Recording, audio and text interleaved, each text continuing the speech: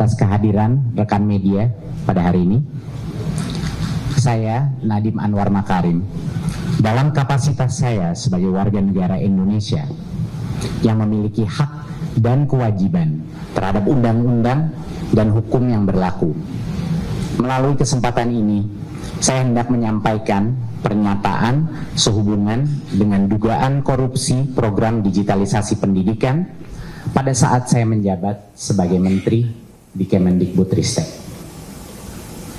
Pernyataan ini saya sampaikan sebagai bentuk tanggung jawab moral dan komitmen saya terhadap transparansi, integritas kepemimpinan saya, dan kepercayaan publik.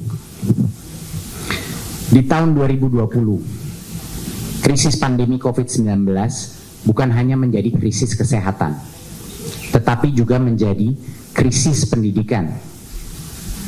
Kemendikbudristek harus melakukan mitigasi dengan secepat dan seefektif mungkin agar bahaya learning loss atau hilangnya pembelajaran bisa kita tekan. Sehingga program pengadaan peralatan teknologi informasi dan komunikasi atau TIK yang termasuk laptop adalah bagian dari upaya mitigasi resiko pandemi untuk memastikan pembelajaran murid-murid kita tetap berlangsung. Kemendikbudristek melakukan pengadaan 1,1 juta unit laptop beserta modem 3G dan proyektor untuk lebih dari 77.000 sekolah dalam kurun waktu 4 tahun. Selain mendukung pembelajaran jarak jauh, perangkat TIK itu juga menjadi alat peningkatan kompetensi guru dan tenaga kependidikan. Dan juga untuk pelaksanaan asesmen nasional berbasis komputer atau ANBK yang menjadi instrumen sensus kami untuk mengukur capaian pembelajaran dan juga dampak daripada learning loss. Saya sepenuhnya menyadari bahwa dalam setiap kebijakan publik, pengawasan dan akuntabilitas adalah hal yang tidak bisa ditawar. Selama saya menjadi Mendikbudristek, setiap kebijakan dirumuskan dengan azas transparansi, keadilan, dan itikat baik. Untuk menanggapi proses hukum yang saat ini tengah berjalan terkait pengadaan laptop Chromebook, saya menyampaikan hal-hal berikut. Saya menghormati dan mendukung sepenuhnya proses hukum yang sedang berlangsung. Penegakan hukum yang adil dan transparan adalah fondasi negara yang demokratis. Saya siap bekerja sama dan mendukung aparat penegak hukum dengan memberikan keterangan atau klarifikasi apabila diperlukan. Saya percaya bahwa proses hukum yang adil akan dapat memilah antara kebijakan mana yang dijalankan dengan itikat baik dan mana yang berpotensi menyimpang dalam pelaksanaannya. Saya tidak pernah menoleransi praktik korupsi dalam bentuk apapun. Saya mengajak masyarakat untuk tetap kritis, namun adil. Tidak terburu-buru dalam menarik kesimpulan di tengah derasnya opini yang dibentuk. Saya percaya masyarakat Indonesia berhak mendapat kejelasan dan keterbukaan. Saya berkomitmen untuk bersikap kooperatif demi menjernihkan persoalan ini dan menjaga kepercayaan terhadap transformasi pendidikan yang telah kita bangun bersama. Terima kasih atas perhatian dan doa dari masyarakat Indonesia. Wassalamualaikum warahmatullahi wabarakatuh. Om Shanti Shanti Shanti Om. Nama budaya.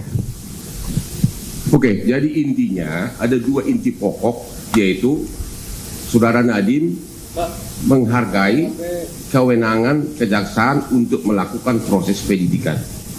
Yang kedua, Saudara Nadiem ada selalu di tanah air dan akan kooperatif setiap waktu dipanggil oleh kejaksaan. Hanya dua intinya dari segi apa yang diutarakan yang barusan. Sekarang untuk lebih substansi, kalau ada pertanyaan dari saudara wartawan silakan. Satu-satu dulu, dari mana nih?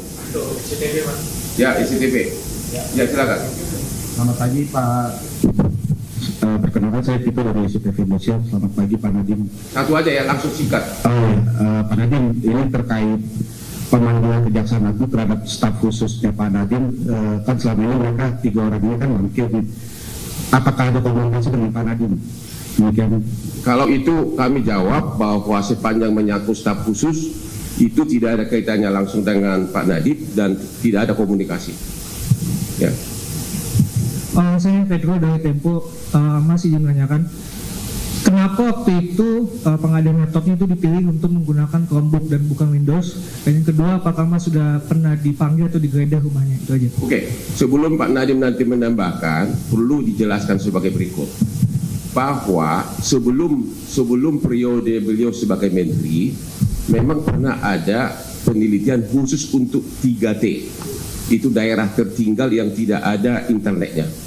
Tapi proyek daripada beliau ini, apalagi waktu itu lagi corona ya, khusus memang untuk daerah yang non 3T ya, yang memang ada internetnya lengkap.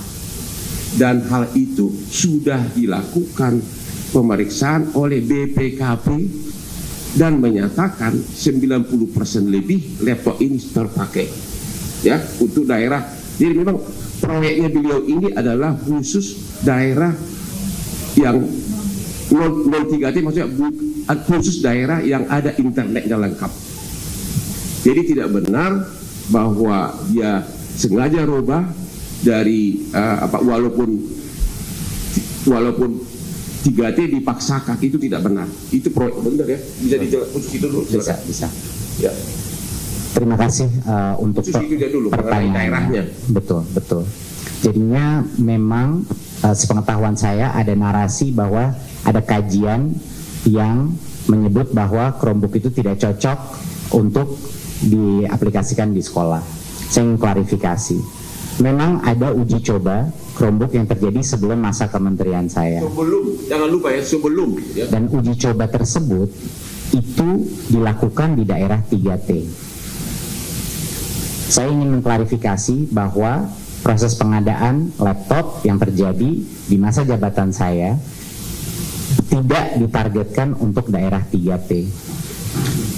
Yang boleh menerima laptop dari pengadaan ini hanya sekolah-sekolah yang punya akses internet. Itulah alasannya juga pengadaan ini bukan hanya laptop, tapi juga ada modem Wi-Fi 3G dan juga proyektor dan lain-lain yang diberikan untuk bisa mengakses internet itu. Jadi Kemendikbudristek membuat kajian yang komprehensif, tapi targetnya itu adalah bukan daerah 3T. Dan di dalam juknis sangat jelas hanya boleh diberikan kepada sekolah yang punya internet. Ya.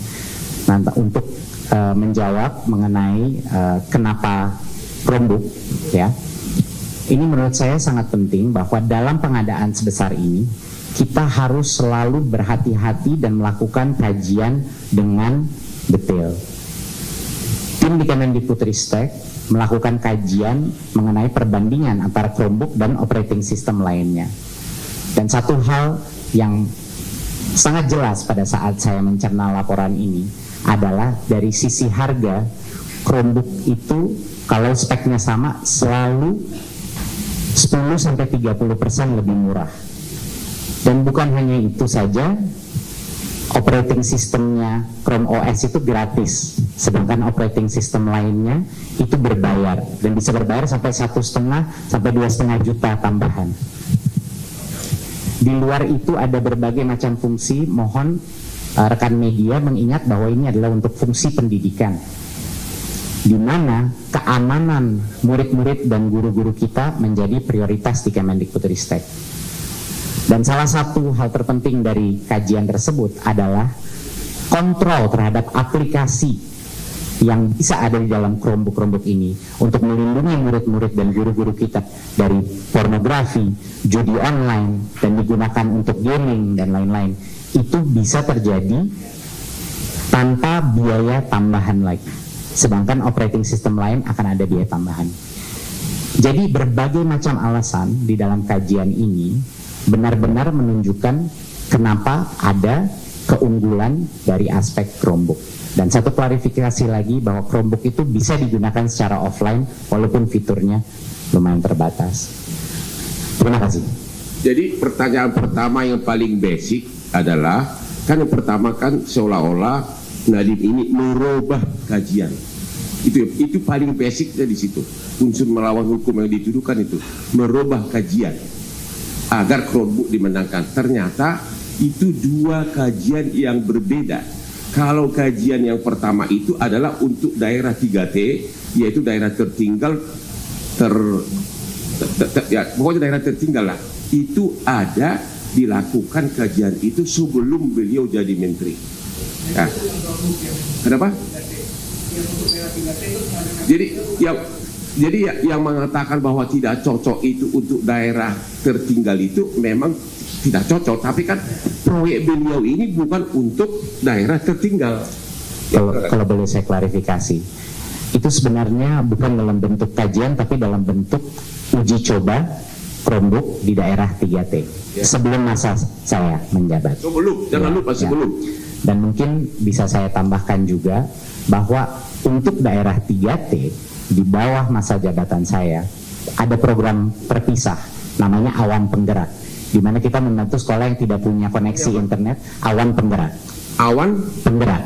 Dan itu ya. Awan Penggerak. Ya. Dan itu adalah program di mana kita memberikan device khusus local cloud kepada sekolah-sekolah yang tidak punya internet. Jadi beda programnya dengan pengadaan Chromebook, di mana itu untuk mayoritas sekolah yang punya koneksi internet. Terima kasih. Udah jelas soal itu ya. Yang lain dulu.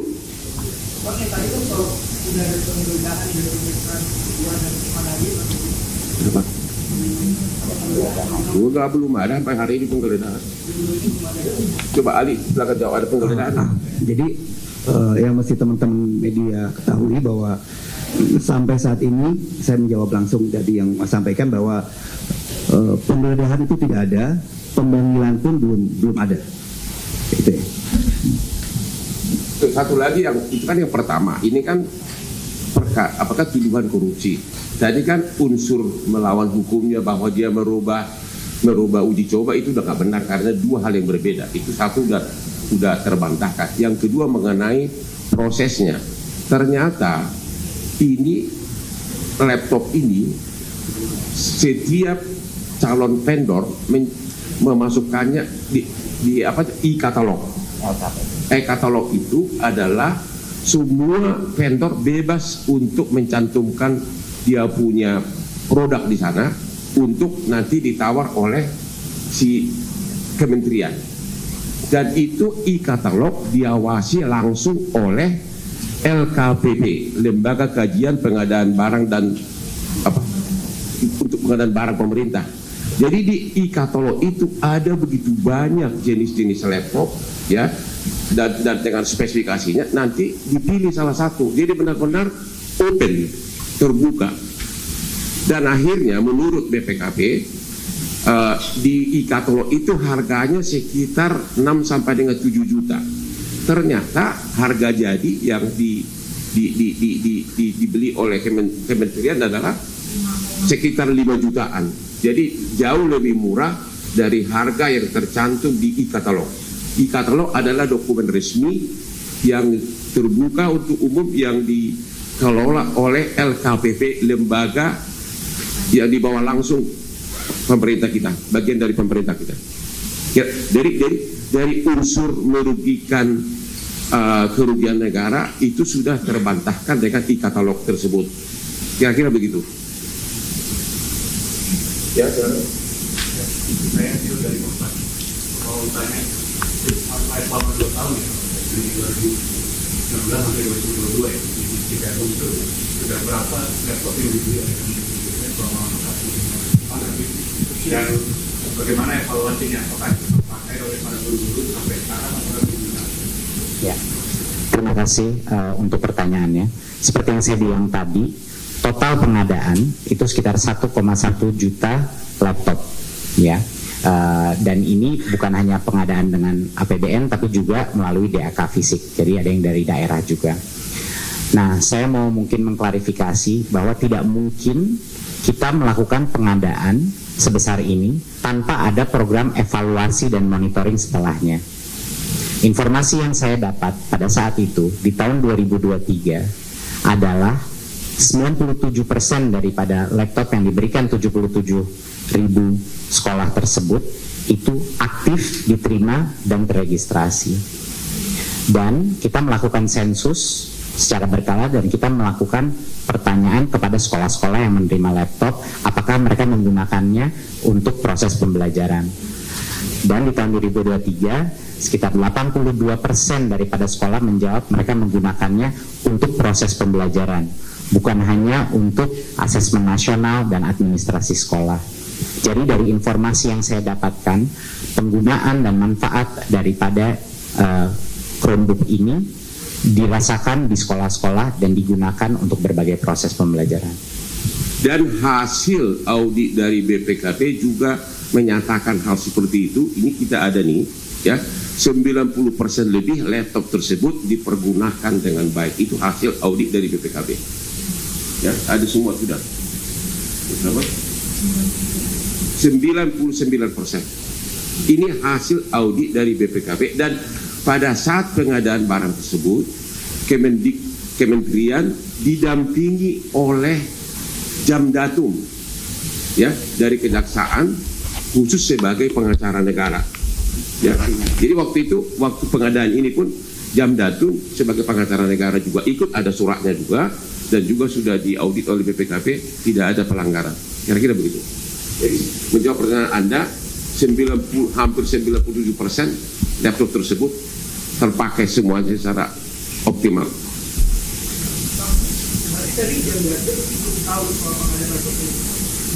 Kenapa? Ini ada, coba mungkin pada proses pengadaan ada surat ini, coba gimana? Dari surat dari Jamdatum pada saat itu. Terima kasih untuk pertanyaannya. Ini mungkin poin yang sangat penting mengenai proses daripada pengadaan. Seperti yang saya bilang, azas transparansi dan azas meminimalisir konflik kepentingan menjadi prioritas utama dalam proses pengadaan ini.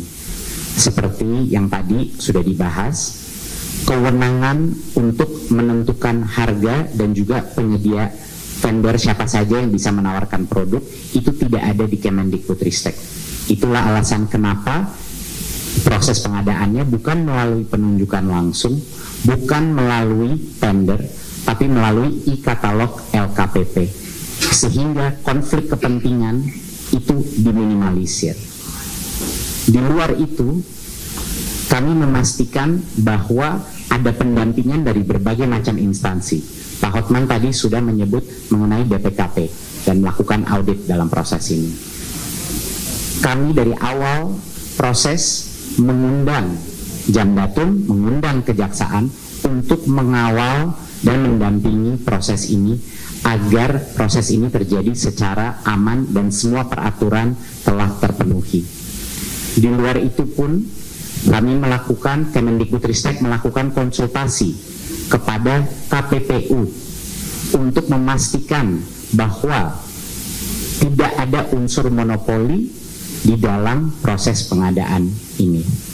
Jadi sudah berbagai macam jalur yang ditempuh untuk memastikan bahwa pengadaan sebesar ini yang memang selalu kami mengetahui dari awal pasti ada resikonya, dikawal dengan berbagai instansi.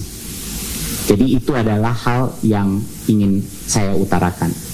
Inilah salah satu alasan kenapa saya juga terkejut waktu mengetahui berita ini, dan itu yang sekarang saya melihat semua dari ke belakang, dan saya ingin masyarakat mengerti bahwa seluruh proses azas transparansi dan meminimalisir konflik kepentingan sudah dilaksanakan. Jadi saya tambahkan di sini lebih detail. Tadi ada pertanyaan, Jadi pada saat pengadaan tersebut diminta pendampingan dari Kejaksaan Agung, dalam hal ini Jamdatum, sehingga keluarlah surat dari Jamdatum tanggal 24 Juni 2020, ya, yang isinya jelas-jelas menyebutkan, ya, untuk